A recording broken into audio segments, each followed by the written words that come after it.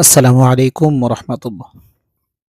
প্রিয় শিক্ষার্থীবৃন্দ, আজকের ভিডিওতে আমরা আলোচনা করব প্রাক ইসলামী যুগে আরবের অর্থনৈতিক অবস্থা নিয়ে। ফাজিল তৃতীয় বর্ষ, ইসলামের ইতিহাস ও সাংস্কৃতিক প্রথম পত্রের একটি গুরুত্বপূর্ণ অধ্যায় এটি। এই অধ্যায়ে আমরা জানব কিভাবে ছিল আরব সমাজের বাণিজ্য, কৃষি, পশুপালন ও অর্থনৈতিক বৈষম্য, এবং ইসলাম আগমনের পর কিভাবে সে অর্থনৈতিক ব্যবস্থায় পরিবর্তন আসে। ভিডিওটি মনোযোগ সহকারে দেখো, ইনশাআল্লাহ পরীক্ষা এটি তোমার জন্য 100% উপকারী হবে। মরুময় অনুর্বর আরবের ছিল কৃষিকাজের অনুপযোগী, ফলে সেখানকার অর্থনৈতিক অবস্থা ভালো ছিল না।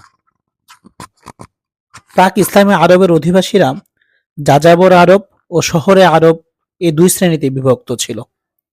উভয়ের অর্থনৈতিক অবস্থাও ছিল আলাদা। শহরবাসী আরবদের অর্থনৈতিক অবস্থা যাযাবরদের তুলনায় উন্নতর ছিল। তারা বিভিন্ন উত্তর অঞ্চলকে কেন্দ্র করে স্থায়ীভাবে বসবাস করত। শহরবাসীদের জীবিকার অন্যতম উৎস ছিল ব্যবসা বাণিজ্য। প্রাক ইসলামে আরবের জীবিকার উপায়গুলো নিচে বর্ণনা করা হলো। প্রাক ইসলামে আরবে পশুপালন ছিল মরুবাসী বেদুইন সম্প্রদায়ের জীবিকার প্রধান উৎস। মূলত পশুর চারণভূমি ও পানীয় জলের সন্ধানে তারা এক স্থান থেকে অন্য স্থানে বিচরণ করত। শহরবাসী আরবরাও পশুপালনের মাধ্যমে তাদের জীবিকা নির্বাহ করত। আপনারা দেখছেন এই যে ছবিটা, এই ছবিটাতে যে আরব যারা বেদুইন ছিল তারা এই যে পশুপালন করছে, এভাবেই তাদের জীবিকা নির্বাহ হতো।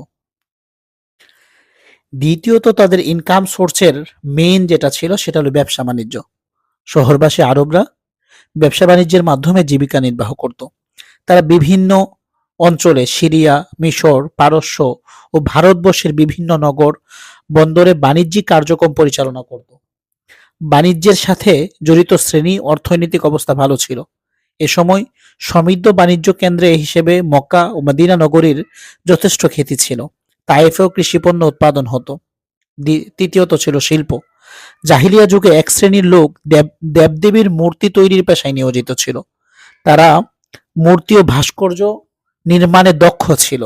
পৌত্তলিক মূর্তি পূজারী সমাজে তারা বেশ মর্যাদা লাভ করত। এছাড়া এ সময়ে যুদ্ধাস্ত্র তৈরি ও নিত্য ব্যবহৃত জিনিসের চাহিদা পূরণের জন্য কিছু ক্ষুদ্র শিল্পের বিকাশ হয়েছিল। যারা ওই সময় মূর্তি পূজা করত তাদের অনেক সম্মান ছিল, এজন্য তারা এটাকে বেছে নিয়েছে। তৃতীয়ত, তারা আরেকটা বিষয়ে অভ্যস্ত ছিল, সেটা হলো লুটতরাজ। এটাকে বলা হতো ভদ্রলোকের ব্যবসা। তারা এটাকে প্রফেশন হিসাবে নিয়েছিল।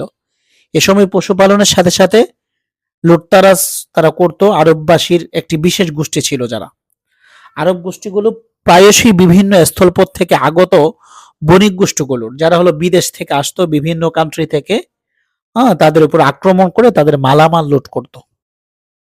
তাদের আরেকটি প্রথা ছিল, তারা আরেকটি বিজনেস প্রক্রিয়া ছিল সুদ ব্যবসা, যেটাকে আল্লাহ সুবহানাহু ওয়া তাআলা এখন হারাম করে দিয়েছেন।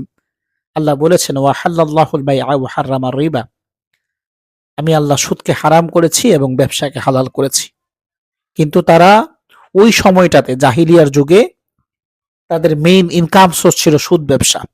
আরবের বিভিন্ন শহরে সুদের বিনিময়ে অর্থ লেনদেনের প্রচলন ছিল। সুদ ব্যবসায়ীদের মধ্যে ইহুদিদের প্রাধান্য ছিল। সময় মতো ঋণের অর্থ পরিশোধ করতে না পারলে চক্রবৃদ্ধি হারে সুদের পরিমাণ বৃদ্ধি পেত এবং সুদের দায়ে সুদগ্রহীতার পুত্র, কন্যা ও স্ত্রী মহাজনদের দাস দাসীতে তারা পরিণত করত। প্রিয় শিক্ষার্থীবৃন্দ, এভাবেই আমরা দেখলাম প্রাক ইসলামী যুগে আরবের অর্থনৈতিক জীবনের একটি বাস্তব চিত্র। ইসলাম আগমনের আগে যেখানে ধনীরা বিলাসে মত্ত ছিল, দরিদ্ররা ছিল নিপীড়িত, ঠিক সেখানেই ইসলাম নিয়ে আসে ন্যায়, সমতা ও মানবিক অর্থনীতি। আশা করি ভিডিওটি তোমাদের বুঝতে সাহায্য করেছে। যদি ভিডিওটি ভালো লাগে তাহলে লাইক, কমেন্ট ও শেয়ার করো। আর অবশ্যই চ্যানেলটি সাবস্ক্রাইব করে পাশে থেকো। দেখা হবে পরবর্তী ক্লাসে। আসসালামু আলাইকুম ওয়া রাহমাতুল্লাহ।